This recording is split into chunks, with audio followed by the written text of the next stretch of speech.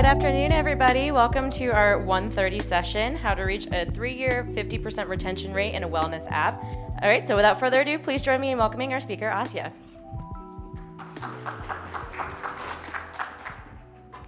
Hi, is my mic still working? Yes. Hi, my name is Asya. I'm the VP of Strategy at Welltory. It's an all-in-one wellness app with 8 million users. And I wanted to talk to you about AI today because I don't know if you've noticed, but people are super excited about AI these days. And in health and wellness tech, we're excited about AI in a very particular way. We think it's going to lead us to the fountain of youth. There's a wonderful book called The Age of Scientific Wellness that explains how this is all supposed to play out. So Leroy Hood and Nathan Price are brilliant researchers, and they're big proponents of an approach to healthcare called 4P medicine. So basically, that's healthcare that's personalized, predictive, participatory, and preventive. I'm not really gonna do this book justice with my summary, so I recommend that you check it out. But it goes something like this. So we're entering an era where there's a ton of data about each and every one of us. There's data about our genetics, the way we move, all the data our fitness trackers track, lifestyle and environmental factors, everything imaginable. AI can be used to analyze all of this data and predict our risk personally of every disease known to mankind. And then AI can also make us a plan of the things we need to do today in order to avoid getting sick 40 years from now.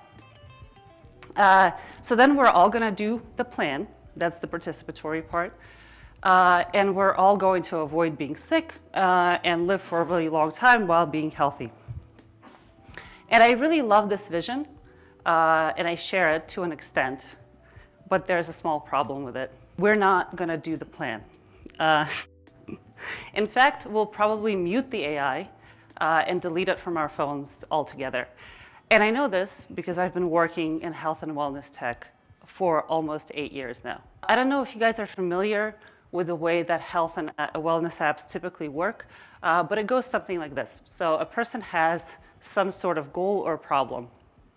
They wanna lose weight, they wanna start meditating, something like this. So they download an app to help them get there.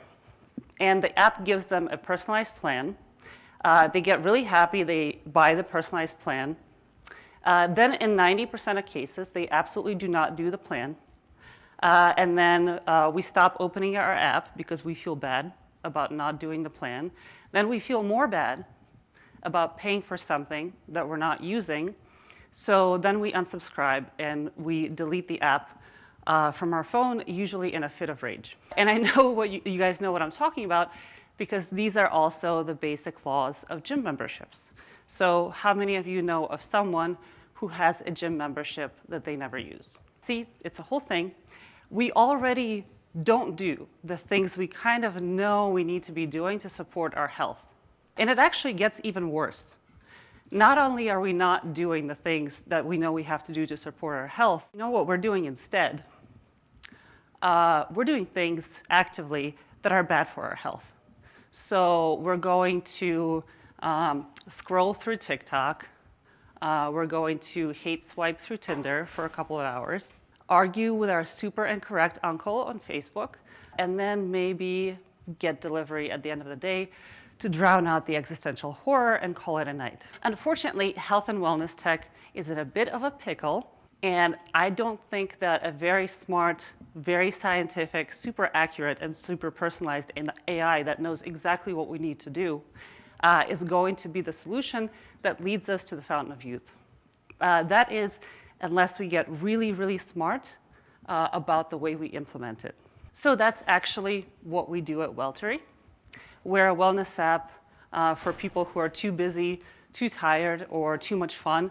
That's how I like to describe myself, too much fun, to stick to your personalized little health plan. And instead of telling people what to do, we use techniques from products that people actually love to use. So the TikToks, the Instagrams, and even physical products like bath bombs, in order to get people to use an app that's actually good for them. And we have some pretty good results with this. We have over 8 million users. We've quadrupled in revenue over the past 4 years, and we're profitable, which I know is kind of heresy in the mobile app space, but we did it, and I'm super proud. Another cool thing about Welltory is that our customers actually see results. So 65% of our customers feel better within just 1 month, and specifically, they start walking about 20,000 steps more per month. They start sleeping an average of 20 minutes more per day, and their physiological stress levels, as measured by HRV, drop by about 10%. Our crowning achievement is that people don't rage delete our app. 50% of our customers are still with us 3 years later, and we have retention rates that soar far, far above the industry averages for health and wellness apps. And I'd like to share with you the strategies that we've used to help us get there, because if you're out there, for some reason, naively making a product to help people self-improve, reach long-term goals, stuff like this, I think they can help you too. The first strategy we use is magic. And I don't mean tarot cards or fortune tellers or anything like that. I'm talking about a very basic principle of human psychology. We really love getting something for doing absolutely nothing. And preferably, that something should be something colorful, enjoyable, something that makes us feel nice. I know that in product management, we have this mantra that people hire products in order to make progress in their lives, but I've never bought a bath bomb to make progress in my life. I buy bath bombs because they magically turn my bathtub into a spaceship full of glitter.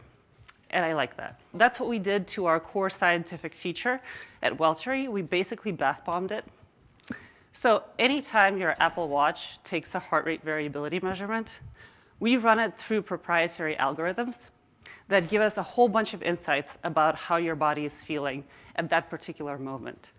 We know people's stress levels, energy levels, really strange scientific metrics like RMSSD and SDNN that say a lot about the state of your nervous system and cardiovascular health, and even your ability to focus. And I guess we could present this information to people in just about any format. But we chose this beautiful thing that we call a fuel tank that changes its color and behavior based on how your body feels at that particular moment. So the one you see here is green. That's usually someone who's doing really well. That is not me right now.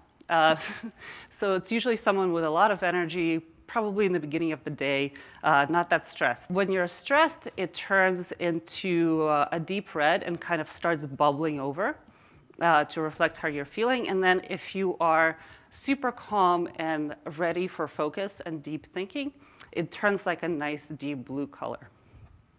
So this feature was a huge hit. It's our core feature, and people love coming back to it, partially because it's scientific and cool, but I think also because it's super magical and it captivates people's attention and imaginations. This feature helps people develop empathy for their own bodies.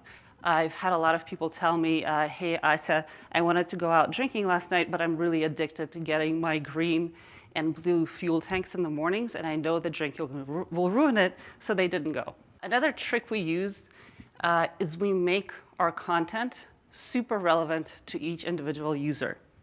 And we make it relevant in the present, not 40 years from now. I'll give you an example. My founder, Jane, has our Stripe revenue hooked up to her Welltory account. And if I want Jane to take care of her stress levels, all I have to do is remind her, hey, Jane, whenever you're stressed like this for long periods of time, our Stripe revenue tanks. And she'll be like, okay, Asa, maybe I'll go for a walk, you're right. Now, if I came to her and told her, hey, Jane, when you're stressed like this, if you keep doing this for another 10 years, then maybe 40 years from now, your risk of having a heart attack will be higher. She'll be like, okay, Asa, I'll worry about that 40 years from now. That's a future Jane problem, not my problem right now. Please leave my office. I need to get work done. So in order to give people insights that are relevant to them personally and in the moment, we let people connect over 1,000 different data sources. And then we send them actual research papers based on their own data whenever we find a meaningful correlation between two data flows. I included one here. You can check it out if you like with the QR code. It's super nerdy, but super effective because it's so personalized. Another thing that works for us is making sense of data in real time. So there are a lot of fitness trackers out there that will kind of show you what's going on with your day in raw numbers. So they'll be like, okay, you burned 600 calories, you slept for 6 hours, and you walked 10,000 steps. But I don't really know what that means, because 10,000 steps can mean different things for different people and on different days. So it depends on what was my heart rate when I was walking those 10,000 steps, how old I am, my fitness level, how much stress I was under that day, how much I usually walk, all of these things. Individually, 10,000 steps means absolutely nothing. So no one knows what any of these numbers mean, except for people who are beta testing Welltory's new Today Screen feature. This thing is really the first of its kind. What it does is it reacts to every single heartbeat your Apple Watch tracks and every single step you take in order to show you in real time how well you're doing at managing the world's #1 killer, sedentary stress. And I'll illustrate with an example. So, you know, when you're sitting in a very stressful Zoom meeting, you feel your heart racing, that's actually quite bad for your health. Your body is producing a hormone called cortisol, and it's putting a whole ton of pressure on your cardiovascular system. So when we see in the data that our users are doing this, that little pressure gauge on the right starts to grow. But the cool part is, if after your stressful Zoom meeting, you go on like a jog or do some moderate intensity exercise, the pressure will go back down because you're flushing the harmful hormones out of your system. And when we see this happen, we bring the pressure gauge back down. So it's a neat way for people to start getting in touch with and understanding their physiology. And it makes sense of all the data your fitness trackers collect instead of just displaying it in raw numbers. We've had really good results from this so far. Like I said, it's still testing, but we already have seen statistically significant results. We saw a 10 to 20% rise in retention in the first 7 days. And that's huge because our retention rates are already pretty high. And for old users, so people who've been with us for a long time, when they see this feature, the likelihood that they'll come back 7 days after first seeing it almost doubled. Another thing that's really simple, show your users something new every time they open their app. This is a basic principle. There's this product Bible called Hooked. I don't know if you've heard about it. I can't for the life of me remember the name of the guy who wrote it. But one of his main insights is that people get addicted to apps like Instagram and Facebook because it gives you like a little surprise every time you open the app. And that keeps you coming back and scrolling and stuff like this. And this used to be really difficult for products that didn't rely on user-generated content because you just can't generate that much content. Difficult, but not impossible because we're crazy and we tried anyway. So long before the generative AI apocalypse, Welltory created our own kind of janky generative AI. And what this thing did is generate meaningful text and change it all the time depending on user data. So every time people would open the app, it would show them something slightly different and personalized and based on their own data. That fuel tank that you saw earlier, I generated 4,000 different text interpretations so that we could show our users something new almost every time they took a heart rate variability measurements. Created over 45 different message types and varied them based on the data from over 1,000 different data sources. I think we had enough content to cover Lord of the Rings 3 or 4 times over. It was really insane. Please don't do this. I think it aged me a good 10 years. Luckily, you don't have to. There's generative AI. Please just use that. It can create a ton of novel content for you very quickly. The final point I'd like to make is try to make your app pleasurable. I'm always surprised at how many times I have to repeat this.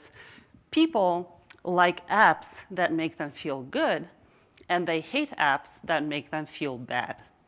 So if you're a health or wellness app, a user comes home at the end of the day, and they're super tired, they've had a long day at work, and they open your app, and the only thing they see is that they didn't complete their exercise goals for the day, or that the total number of steps they take has declined over the past month because they've had to work a lot. And they know that they can do nothing to fix this right now because it's late. And they can do nothing to fix this tomorrow because tomorrow they're busy and they have to present in Vegas. They're gonna not open your app today or tomorrow, and maybe for the next month when they know they're gonna just see a failed goal. And I know what you're gonna say. You're gonna say, Asya, well, people have to face the truth, face the music, know what's going on so they can pull themselves up by their bootstraps. And that's true to an extent, but consider that pleasure is a much more powerful motivator than fear of failure or shame. I have this wonderful friend, let's call him Dan, because that's his actual name, who recently turned 40 and all of a sudden started taking really good care of his health. He started running in the mornings, eating well, and this was really strange because Dan is like this old anarchist. I got kind of concerned. I was like, Dan, what are you doing? Should I be worried? And he told me something really powerful. He said, Asya, I love scuba diving. And I realized that if I was going to keep living the way I've been living, I won't be able to scuba dive 30 or 40 years from now. I will only be able to do it for like another 10 to 20 years.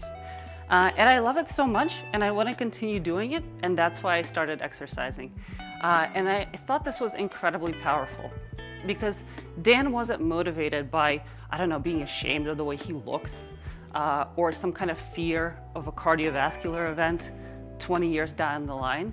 He was motivated by his love of living.